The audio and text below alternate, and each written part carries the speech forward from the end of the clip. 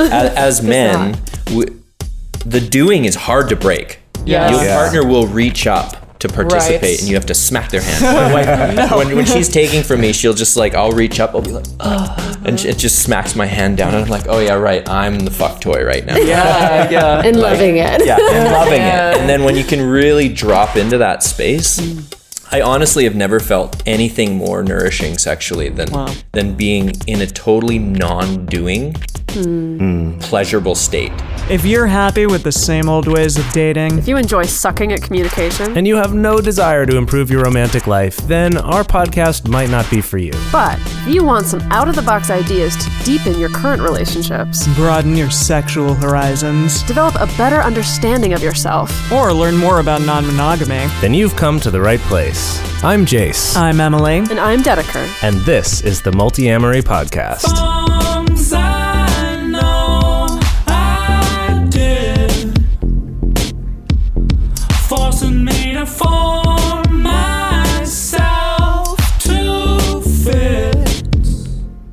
On this episode of the Multiamory podcast, we're talking to Cosmo Meens and Melissa Mango about their work regarding pleasure-based touch and consent. And we're here on, this is going to come out the day before our final show of our North American tour. Our LA show. Our LA show, the final one. So we hope to see you all there. And also, we're recording this right after RelateCon, which we just attended and presented along with Cosmo and Mango at RelateCon over the weekend here in Boise, Idaho. Beautiful Boise, Idaho. Yeah. It is Boise. beautiful. Yeah. You can't see it, dear listeners, but we have a beautiful scene outside.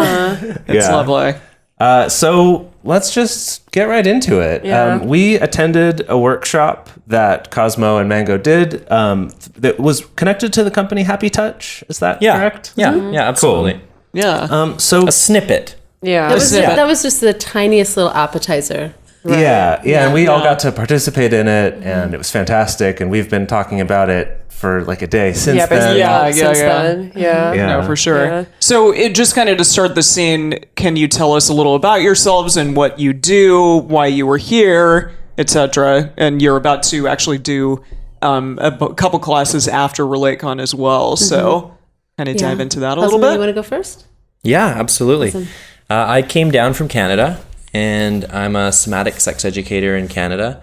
I also come from a history of being a chef. I've opened a number of restaurants, all health-related and pleasure-based as well. Nice. Cool. I'm visiting Boise, Idaho for the first time.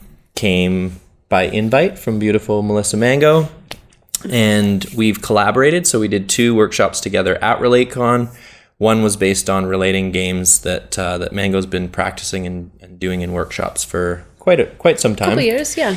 The other one is, like we said, a little snippet of some work that we do with Happy Touch. Happy Touch is a company that I have in Canada with my wife, Caitlin K. Roberts, and we're launching an app with that company connecting sex educators with clients. Nice. And so we also are a platform that basically brings anything around pleasure and consent and sexuality to the forefront, making it really accessible.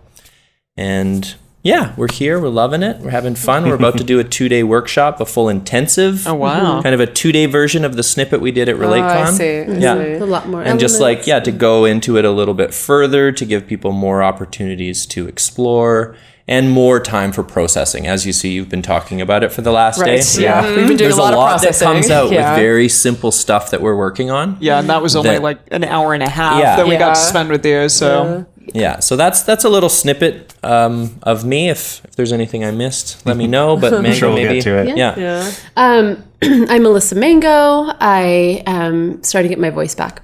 I'm originally from Boise. I actually moved here like in my early, like right out of high school, and then ended up, going and actually, I was a private chef as well. I've had a restaurant in LA, Redondo Beach, actually, a cool. restaurant. And that's how kind of I met Cosmo.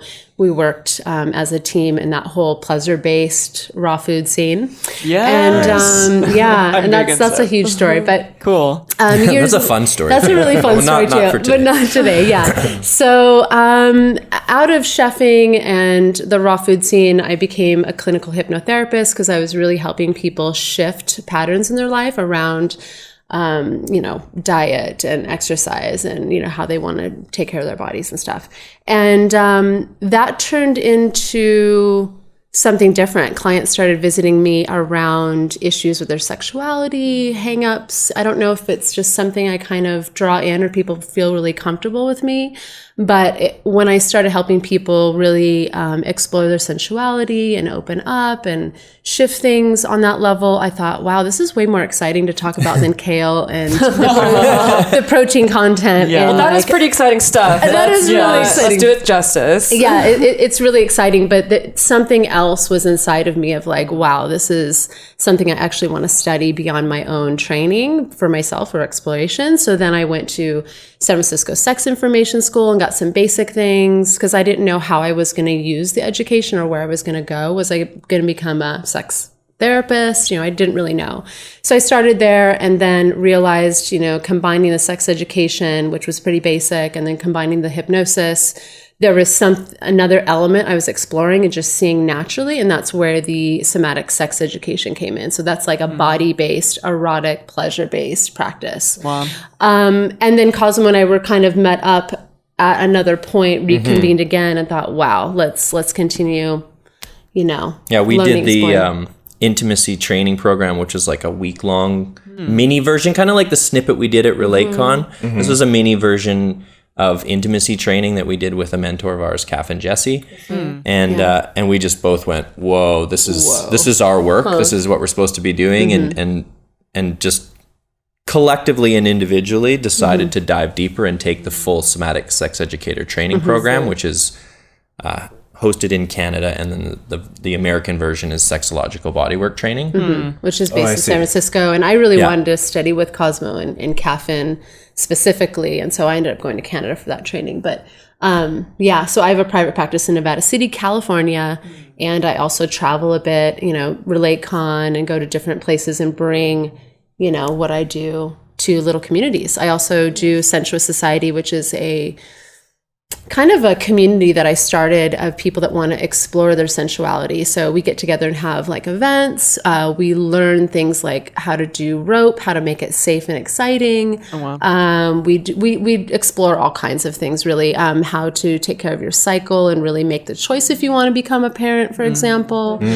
So I bring in other experts because it's all things that I'm interested in, and I would really like to mix it up and have other people present to the community. So That's amazing. Very cool. Yeah, you were mentioning something when we were talking before about that, and I thought this was really cool, but the idea of, a lot of people out there might be interested in trying some sort of kink, BDSM something, right? Like some rope play, like you mentioned, or spanking, or some kind of, power exchange, but that when you Google that, you get these really extreme things, or you go to like an open house type thing at a dungeon or something. And you're like... And it's people performing these really intense scenes. And you're just like, I'm terrified. I don't know what to Or you do. watch 50 Shades of Grey and get this whole other idea of what it's all about. So I like bringing in teachers that really teach you maybe like how to do the knots and then how to be connected with your partner, which looks very different than the scenes that you see in a dungeon. Like how to get in your body and actually build intimacy using this object like a rope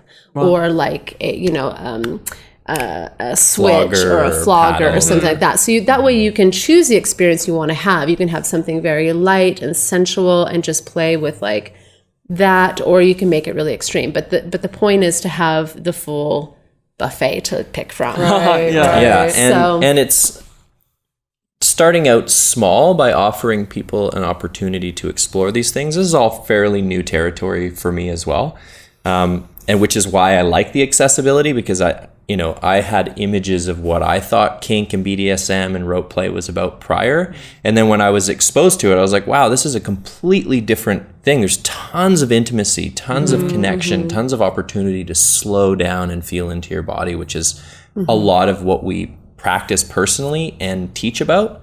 So the first time I ever played with ropes was actually with Mango after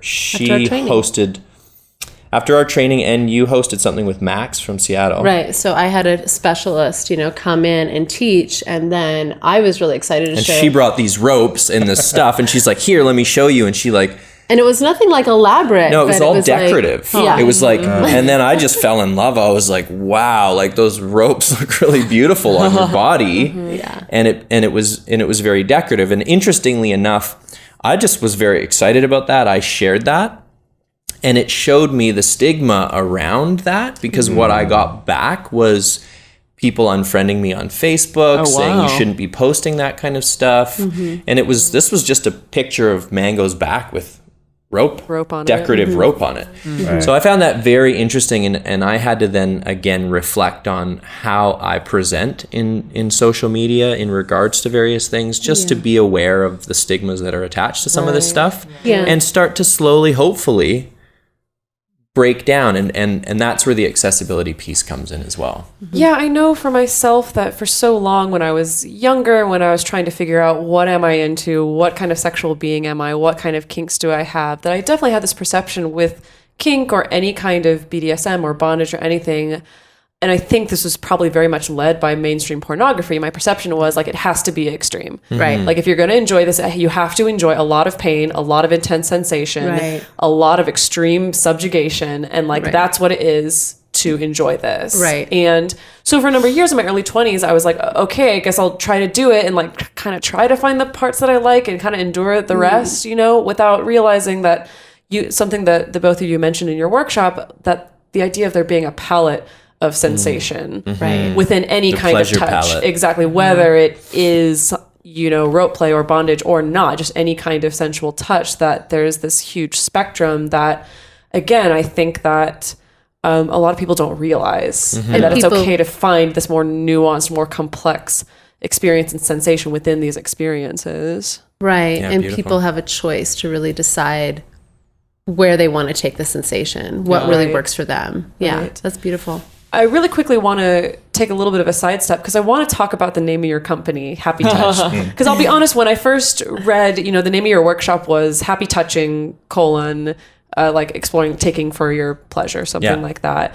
And when I read Happy Touching, I was like, this sounds like a kid's workshop maybe, but like it involves touching. And so I'm like, I don't know about that. But then like when I gave it another look and I was like, okay, no, happy touch, like something that's like positive and pleasurable and not necessarily sexual. So tell me a little bit behind your decision to name your company that way. Yeah, that's a really, really fantastic question. So it came to me I was taking Like a Pro, which is Betty Martin's training for educators to learn about the wheel of consent, which is a type of language that Betty and chart really that Betty developed and teaches. And so there's a lot of the work that we do is based as a foundation in the wheel of consent. And you can put links up to Betty's work, and there's tons of definitely. footage on there. And so I was doing the training, and I was just like in my body, exploring and being like, what are we really practicing here? What is this that we're doing?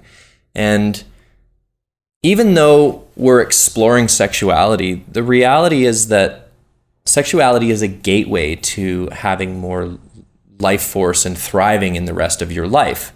And so as I was feeling into that, I'm like, well, how is this accessible to people? What is this really about? And it's about just feeling good about touch. And so much of our lives, we maybe are touched non-consensually. Maybe we haven't even created the idea of consent within our body and created this idea that we're autonomous beings, that we also have to have trust with ourselves. And by creating some boundaries for ourselves, our bodies trust us. And then once we are within our boundaries of consent, then we can explore this happy touch. And it doesn't necessarily have to be sexual. And I'm glad that you brought up about children. I have young children, and I teach them these principles too, just in regards to brother and sister touching in a gentle way. Don't touch people when you're angry. Touch people when you're happy, and ask them if they're allowed. And so this is, you know, I love this saying that like everything we needed to learn, we learned in kindergarten. And like not separating ourselves as adults, you know, that sure, we as adults have different types of touch exploration, but that it also should be playful. We should embrace our inner child, that our Don't take bodies are ourselves so like, seriously. our bodies are playgrounds. Yeah. And so let's have happy touch in our playgrounds. Let's find language to be able to explore that type of touch. So that's where it came from. And that's like the name was really accessible, and eventually maybe there will be modules for teenagers and children and different levels, that it won't just be kind of connected to sexuality. Right. Yeah. Right. Wow. It'd be great. Yeah, I feel like that could be so needed. Yeah. for sure. Absolutely. Yeah. Get them while they're young.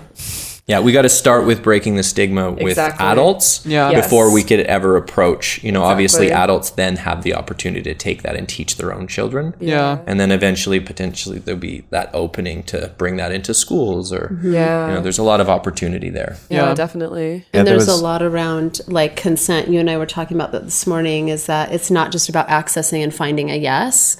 It's really about really feeling what am I actually wanting? Is it a yes? Is it a maybe? Is it a no? Consent isn't about searching for the yes. It's Or more, permission. It's about like mutuality. Right. it's Yeah. the conversation together. You're accessing truth. Yeah. Really. Yeah. is what it Yeah, is. beautiful. Definitely. Yeah. Yeah, that's fantastic. I was just the thing about children made me think of there was a consent workshop that I went to that was related to like a cuddle party group, and they did sort of a consent training for educators. And one of the things that they talked about was how from a very early age we're taught that we don't have autonomy, because there's the like, go hug your Aunt Susan. Yeah, it's like, go I don't kiss want to, her. and it's like, you don't get a choice. Go Yeah. hug her anyway, or go give her a kiss, or whatever it is. And that those messages land in the body and then they play out in your life. Like I can't, if someone else, makes a decision for me on some level, you've kind of follow that. Yeah, you have to And then do you it. see how Yeah. that plays out, right? Right. Yeah. Definitely. And it really goes back to this concept. I mean, something that I really love to, well, first of all, it really means something in my body, but it's around caring. It's like, do I care what this body that I'm coming into contact with feels? That's Yeah. what consent is. So that we were talking about that mutuality. So why as adults would we want to hug a child that wasn't feeling like they wanted to hug us? Right. Totally. Right. What is that about? Yeah. You know? Definitely. And do we want to allow space for people to come to us, Yeah. not for us to force ourselves on people, but Totally. just find that mutuality of coming together. What a beautiful thing when a child runs to you and hugs Yeah. you because they Exactly. want 'Cause they to. want to. Yeah. Yes. Yeah, there's a big Exactly. difference between Yeah. that and the other thing. For Yeah. sure. Yeah. Yeah. Yeah. I feel like that's a good segue. Right. So during the workshop that we did yesterday, was that yesterday or was that 2 Just days 2 days ago. It all runs together. I can't Yeah. even keep Yesterday it was a straight. bit of a blur. Yeah, it was a bit of a blur. ago. Yeah. One of the things that we talked about was like when addressing consent and when you're asking someone else that you want to do something with them, is first getting clear on the question of like, who is this for? And that was something that I'd actually heard before when someone was talking about with kink stuff. If someone asks like, oh, would you like to do this type of thing together? And the question they respond with is, well, who is this for? Is this for me or for you? And then based on that answer, it might affect how they would answer and how they'd proceed.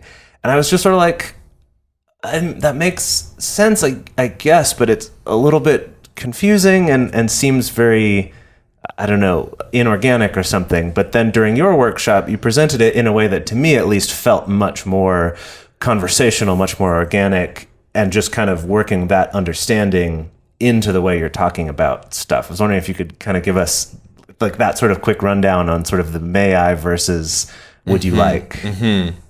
Yeah. You like me to take that? Go for it, yeah. Yeah, I love this one. And Here you go. the most simple description of this is when one person offers to give someone a massage. Right. And this they could s- happen in a club, Yeah, a dance club. at a cuddle party, just at a dinner party, having, even with a partner. I mean, just sitting watching a movie. Right. And one person's idea of what the massage looks like might be very different from what the other person's idea of what the massage looks like. So someone says, "Would you like a massage?" And a really natural question could be, "Who is this for?" Whereas we don't often ask that. Instead, the person that's receiving the massage might say, "Sure." Maybe they don't actually want a massage. And if you ask the question, "Who is it for?" then maybe the person that's receiving the massage might say, "Well, if this is for me, I want you to massage my feet for 10 minutes. And then the person giving the massage would say, is that a gift that I want to give? Was that my intention in offering the massage?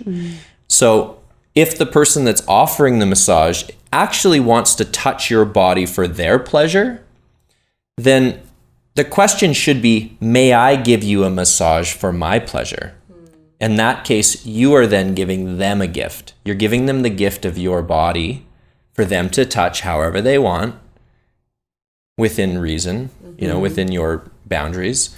You could say then, yes, I will give you that gift, but please avoid my breasts and my throat. Or something specific. You would give them some parameters in which that gift can take place. Rather than getting into this position where you say, sure, and they're giving you a shoulder massage, which is turning into sort of a upper breast massage, and their fingers are sort of dancing closer to your nipples, but you didn't really say that, and the next thing you know, they're trying to have sex with you. Yeah. Right. And even if this is your partner, so you might be like, I want to watch the movie, fuck off.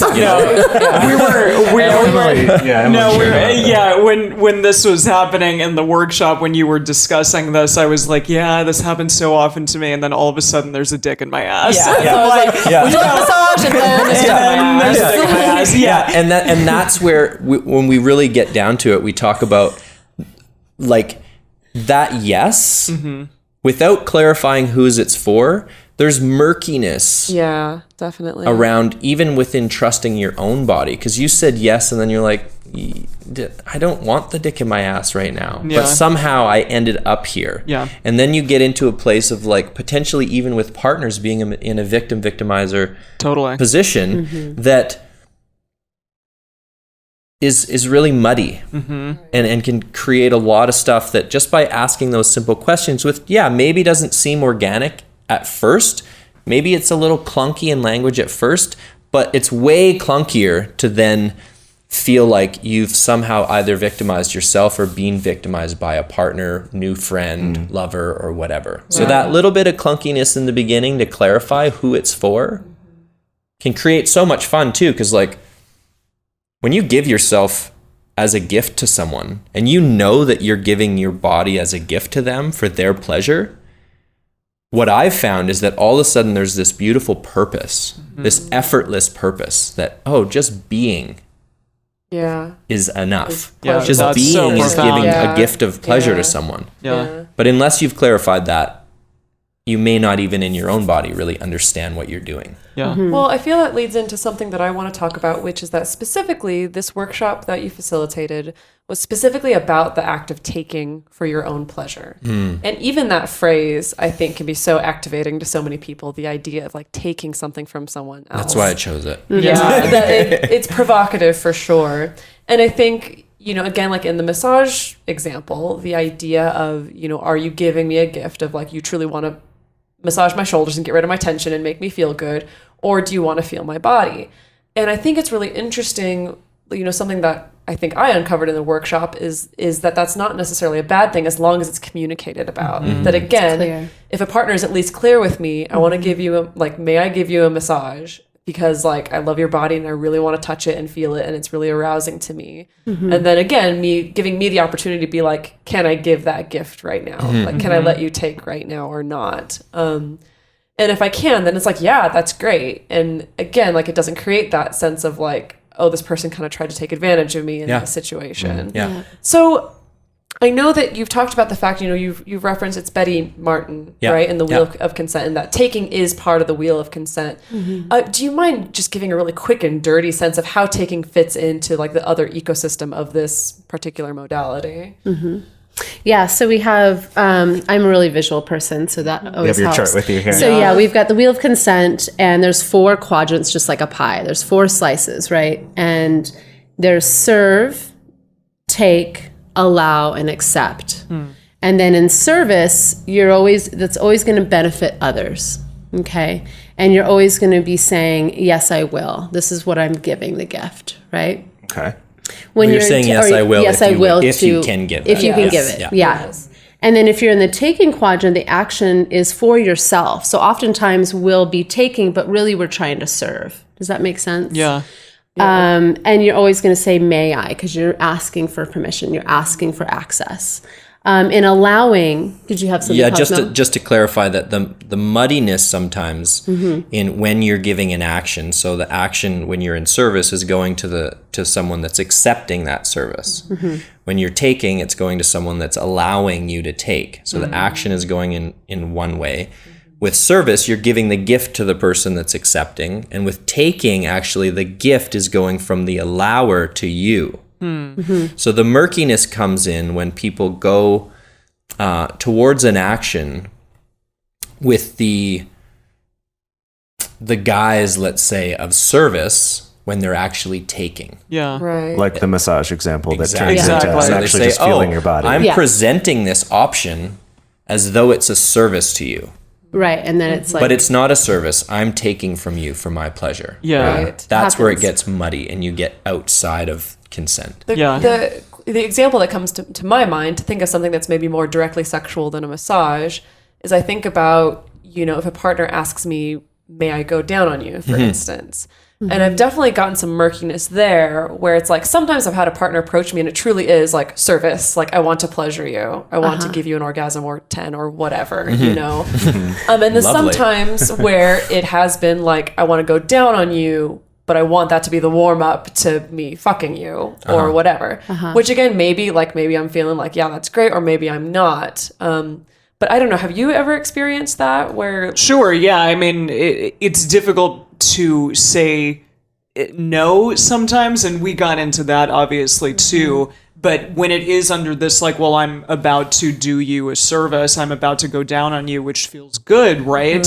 But maybe you're in a space where you don't want that, and yet I don't know. For me, usually it's like sometimes I'm in a space where it's like, yeah, I'll take you going down on me, Sure, but I don't know if I don't want to have sex with you. Yeah, along and those again, lines. that murkiness there of like, I want to say yes to this, but maybe the actual request I should be saying no to. Well, and like, the idea that it's something that I feel so often is that if somebody is doing me a service, I have to service them as well. I have to automatically give Beautiful. them a blowjob then later, Yeah. or let Like, them fuck there's me. a score there. Right. Exactly, because it has to be equal in that way, and I can't just simply be a being who allows themselves to just be given pleasure with nothing in return to the other person. Yeah. Yeah. And often with, when someone is saying, may I go down on you? And you can clarify and say, well, who is this for? Is it for you? Then you might set a time container and you say, yeah, you can go down on me for your pleasure for 10 minutes. I actually have a business meeting or I have something going on. or I about to only record an want it to be episode. this. Yeah, I only want you to. I'm not consenting to sex after, and I'm not agreeing to necessarily pleasure you as well. Yeah. But if you want to pleasure me for 15 minutes, great, have at it. Right. And if it is for you, then you'll know it's for you if you can give them direction. Yeah. Interesting. I would like you to go faster, slower, please. And if their feelings get hurt, then it really was it for you. No. Right. And so Probably not. then you'll know if you give direction and they say thank you, then you know it's really for you. So that's something that you can kind of negotiate too and build that language with your partner. Not everyone's going to have this language. So Yeah, and it can be sexy too. It doesn't have to be like, okay, we're going to course. follow this, and I'm going to shame you for not following the thing. Yeah. It can be like, ooh, I want to try this really hot thing with you. I want to really get into our dynamics and you can make it playful. yeah, consent can be sexy. Yeah. Yeah. Of course, absolutely. Yeah, we always And the try to bring that training, back. the training each other too with your partners too, and even friends too, training each other around this Yeah. is really beautiful. Yeah, It's I really bet. great. Yeah. I wanted to get into, and this is potentially challenging just because it's men and women that I'm about to talk about, but I know as a female-bodied person, I have felt objectified, by men all of my life. And yet I have had a lot of partners who ask me the question or just say I want to feel objectified by you in sex. And how often I say to myself, I have no idea how to do that. Yes. We had a lot of conversations about this. Sure. Is it okay if I shared? Yeah. Did you want? Yeah, do you go have for more? it. Okay. And it just basically I wanted to ask the question how the fuck do I do that? Are there tools? Are there good ways to go about approaching that in a way that will be, great for my partner? I call it taking as a service. Yeah, if you can really drop into not touching them how you think they're going to love it, but really, really drop into like what turns you on about their body and how can you really take it.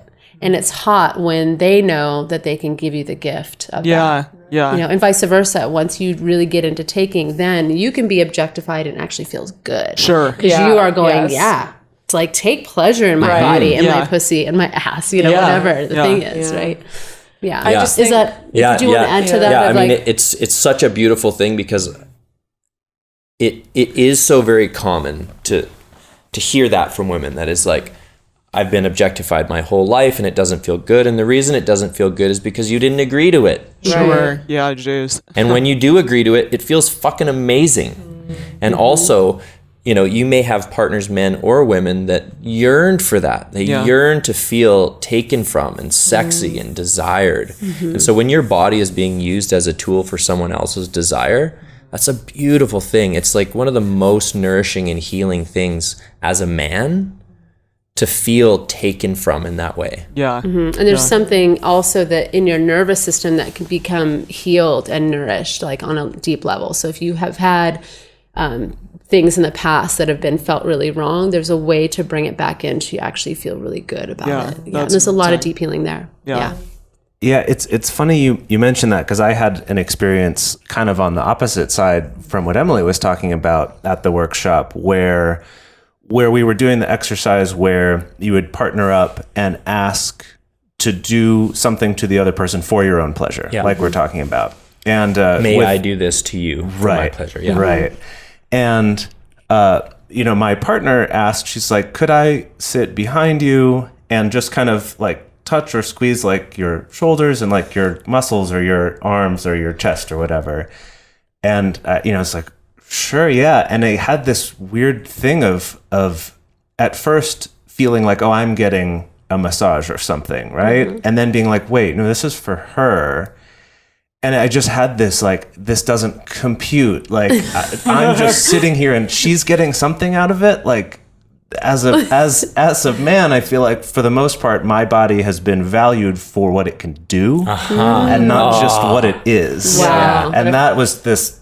just like, I feel like women, it's very much been the opposite. Absolutely. Because I thought about the fact that when it was that part of the workshop and I was trying to think of like, what would I want to take from a male partner for my own pleasure? And I'm like, I don't know, because I've been so conditioned to like, he's the observer, I'm the observed. Yeah. I'm the consumed thing, he's the thing that does the consuming. Interesting you know? language And there. like, I think that a lot of us have been conditioned to kind of to learn how to take pleasure in that one way or another. Even slip into enduring. Or slipping into just enduring it, you know, because this is just what the dynamic is. And so, and the thing is that it's like when I sat with it and it was like, I know there's definitely a deep part of me that would love to take, especially from a male partner for my pleasure, but has like never even been, that's never seen the light of day, really. We can practice when we're done. That could be such a hot like date night, like even setting the tension of like, hey, there's something I really want to play with you. Would you be willing to play? And they can go, yeah. And then you can kind of just lay out the ground, you know, the parameters and try it, even with simple touch or massage or kissing or whatever. It's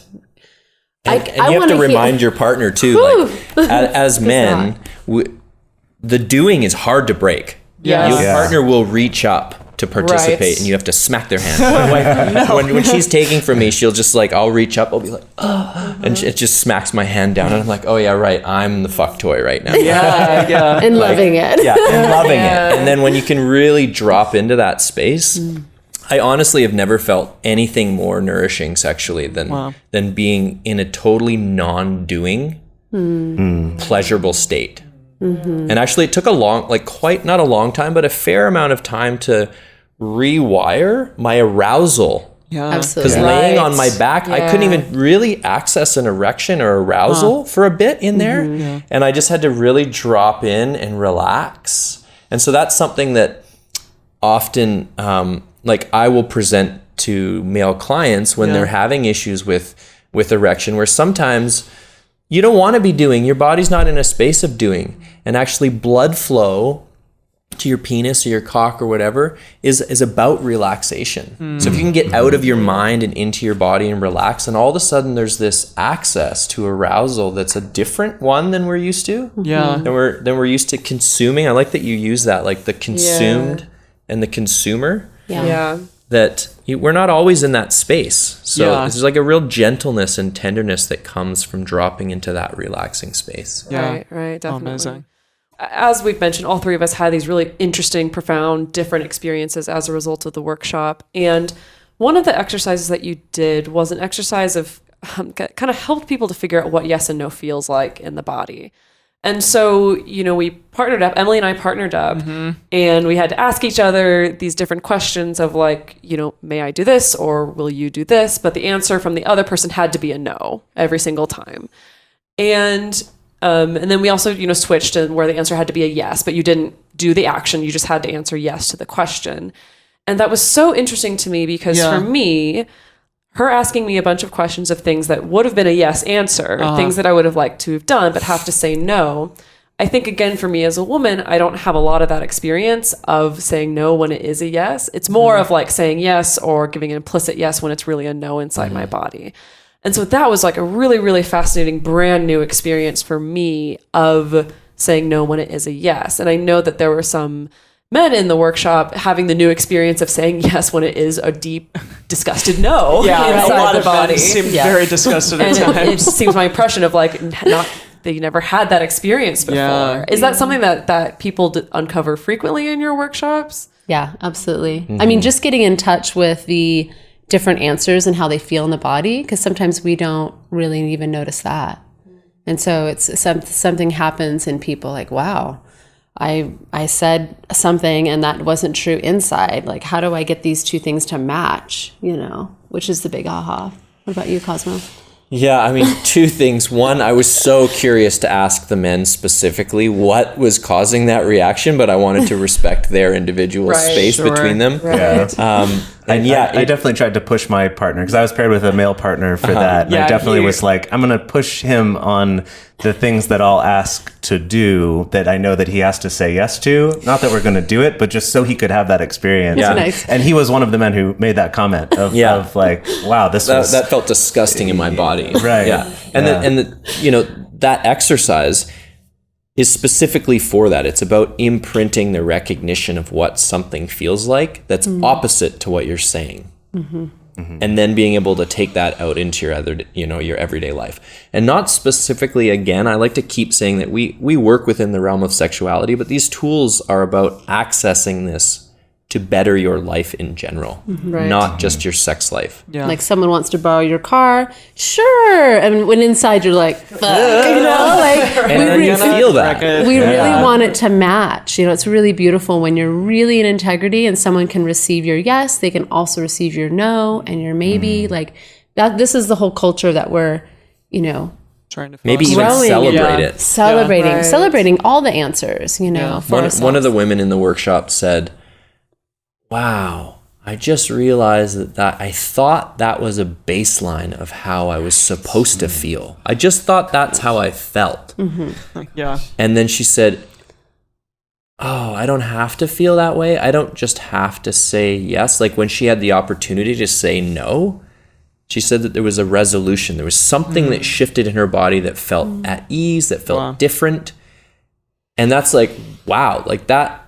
Again, sure, it applies to sexuality, but that goes so much deeper than sexuality. That's at the grocery store. That's letting someone budge in line in front of you. That's something that your doctor says to you, take this medication. Yes, no problem. Did you, being able to feel the truth of what that feels like and then have the recognition of how to start implementing that into your life. Yeah. So that then you feel it. Yeah. Yeah. Otherwise, you're just overriding that natural system, which always feels like shit. Yeah. Our bodies are so finely tuned. They're such beautiful instruments. And when we get into the habit, the pattern, like you said something, Dedeker, earlier about just about slipping into enduring and disassociating.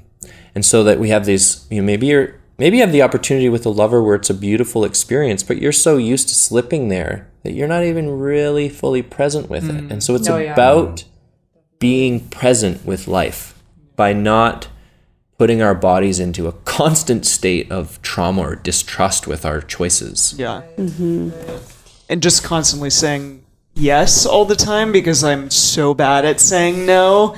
And that means like I had 3 restaurant jobs at one time because I couldn't say no to 2 of them. To the shift or... No, yeah. or just like somebody was like, oh, I want you to work with me. And I said, sure, I'll do it. And then I never had a life, for example. Right. And just things like that, and really being able to say no and mean it and be okay with that and not just constantly say yes. It's so profound and it needs to happen, especially for those of us who are shitty at it. Seriously. Yeah. And Dedeker, you said something earlier too about that you may not have really specific large traumas in your life, but like I call that micro traumas. That we're like, we all are carrying a certain level of trauma in our body, even if we don't have something major to reflect upon. Oh, it's this and we have to get over that. It's actually these tiny little traumas along the way that build up into this like, Yeah. fuck no. And hopefully you can come out with that and then start to celebrate your no and celebrate your yes. Yeah, the example of from the workshop of men having that experience of saying yes when they mean no for the first time, I feel like that's super powerful, and that's something that I wish there was a way to get that out there more. I found that for me, the first time I experienced that in like a workshop setting was a different consent workshop, which was a similar thing of like asking for something and you have to say no, or then asking for something and you have to say yes. But what I found was for me in my life, the first time I really experienced that myself was when I first sort of opened myself up to having sexual relationships with men. And that then all of a sudden I started experiencing some of these things, not right away, but just those little things. And then some slightly more major ones where it was like, wow, I've hated everything about what just happened. And I'm like really like traumatized and upset about it, but I never said no to it. And it's that thing that I had never understood before when I was only the male in a heterosexual relationship with women, because it was following these gender roles that we don't even question. And for me, that was like a shocking, I had a lot to deal with and like process in coming to terms with that. And then it put my own interactions from the past in a different light. It was just like, fuck me, like I suck, like I can't believe, because I just didn't know. You get to feel it. I think just like if more of us men, especially heterosexual men, but I think really everybody could have that experience of seeing what those are like. I mean, my hope is that those men from the workshop are able to kind of go back and go, geez, I didn't quite realize what my female partners were getting at if they ever said like, oh, I felt pressured into this thing, or like I couldn't say no, or something like that, to go, oh God, like I have a taste of what that feels like. That's a really big thing to know right now in this very volatile time when I think things like that have been questioned and so few people actually know what that experience is like. And then caring. Right. So instead of being defensive, oh, well, you said yes. Right. Instead of caring, there's 2 things. Both caring so that you want to know and you're like, thank you for sharing. That's a vulnerable thing to share to a partner, that actually I felt like what we were doing was not, my body wasn't totally consenting to it. And then from the other side is also being solution oriented. So not blaming when maybe you did consent to something and then you slipped out of consent within your body, but did not vocalize that to your partner. So from where they're coming from, they're in a place of consent. They're in a mindset that the person they're engaging with it's a consensual act. If you don't communicate that, so that's why we have to be in this like solution-based space around educating with language and experience, so that we don't start pointing fingers and creating this divide between the masculine and the feminine and start claiming toxic masculinity when really it's a lack of education. Not in all cases. This is like void of very specific abuse scenarios. But when we're just dealing with individuals interacting on a regular basis, there are lots of traumas that are happening just because of not having the education around language. That reminds me of a story I want to share with a partner of mine that we were like, I forget how we even came to this realization, but like there was a particular like sex act that both of us would do like to each other. And for me, it was always like enduring. It was always just enduring. It was like, well, he enjoys this. This is good for him. I'm going to endure this. Until it somehow came out that he felt the same exact thing. That he was like, he was enduring it too. Because he assumed she enjoys this. Yeah, who is I'm this do for? It. Oh, I've had this. And like, I'll just deal with it. And we were both just like mind blown. We're like, well, let's not fucking do that anymore. But again, it was that same thing where it was like, instead of even saying, hey, this doesn't feel good, or hey, can I try doing it a different way, I automatically was just like, I'm just going to endure it. And then the fact that he did too. And talk about just how much we need like that communication, or just even just one person to finally speak up and be like, hey, actually, you know what? Like, let's change this. Is this working for you? Yeah. It's not really like... Exactly. Yeah, because if somebody is in their pleasure and you're allowing, maybe you're not enduring, maybe you are enduring, and you can find a place of allowing. Right. But because you know it's for their pleasure. But if nobody's in their pleasure, why are we doing this? Exactly. Who is it for? It was that one. It was like, really, no one's in their pleasure. Let's not do this ever again. Yeah. So when you have a new partner, or when you just meet someone, even at the grocery store, or anyone in general who doesn't have a language for what we're talking about here, what do you do? I mean, how can you sort of introduce maybe like a new partner to something like this? Kind of right off the bat. I have a quick one and then go. Yeah, I please. laugh because my wife, Caitlin, on every first date walks the people through the wheel of consent. Wow. And I just laugh because You I'm should like... do it like on a little cocktail napkin. Yeah, and like she just draws it Let's out. look She's at like, just so this. you know, in our interactions, like, this is the language that I would like to know you understand before engaging. And that's great. And I mean, she's a sex educator, and so it comes very comfortable. Of course. But there are tools to begin that, and so... Yeah, I mean, sometimes it's not always appropriate to like bust out the wheel, even on a napkin. Okay, so before we make out, we're gonna do this thing. talk about this. There's a time and a place for it. I mean, if this is someone that you're really like wanting to maybe, be a partnership or date or something like that, then you turn it into a game. That's what I do anyway. Like, do you want to practice? Or actually, what I will do is like ask the person, how do you like to be touched? And they're like and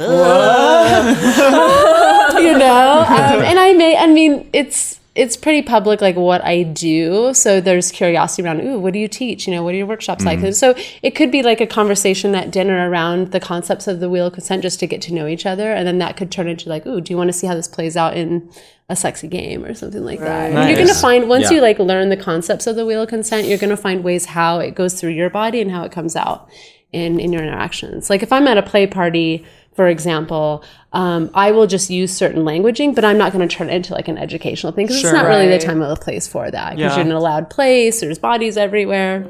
But there's small ways that you can do it inside your body, and then also see what their response is. And then you can turn the conversation to, what would you like, for your pleasure, and really check in. So you're actually giving them the experience of the wheel without drawing it out, right? And later you can follow it up, or maybe it comes in a different way. And there's Betty Martin again on her website has this 3-minute game that anyone can download and play with their partners. And we've done it at play parties too. A lot of play parties will have like an educational piece in the beginning, right? Or like in a speaker or something like that. And so we'll present the 3-minute game and bring out tools and like fun toys and like little things, and we'll get people into their bodies and like play the game, have the 3-minute game. It's a contained time to actually experience, what do I want with this person and how do I ask for it? And then that turns into the play party, which everyone has a basic baseline of the language. And I mean, anytime you can lengthen play,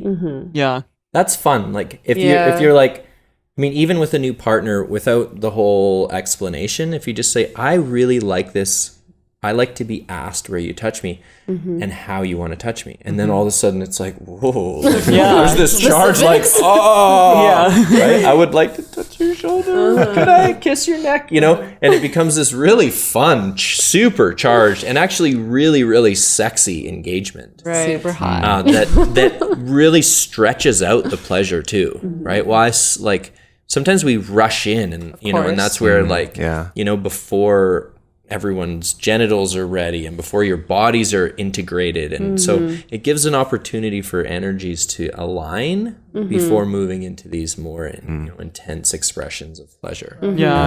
I think just the idea that a new partner and you would have this from the beginning sounds so awesome. Instead of like, and obviously people are learning this and they can learn it even in an established relationship, but coming at a new relationship with this and just having that be the way in which you interact with each other from the beginning sounds wonderful. Yeah. And it's such a powerful tool to bring in even in established relationships of like, wow, this changes how I'm going to communicate and treat you now. Yeah. Right. Yeah.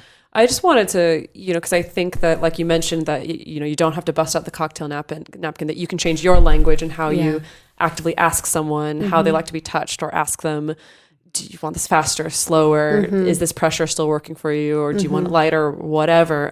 I found for me that recently it's also been not just about changing the way I talk to the other person, but just like really trying to have integrity about speaking up if I am enduring something, or speaking up if something's not working for me. And that has been like the hardest habit to break after so many years of just kind of taking it, or just kind of like settling for like, well, this is kind of pleasurable, I'll just kind of take what I can get.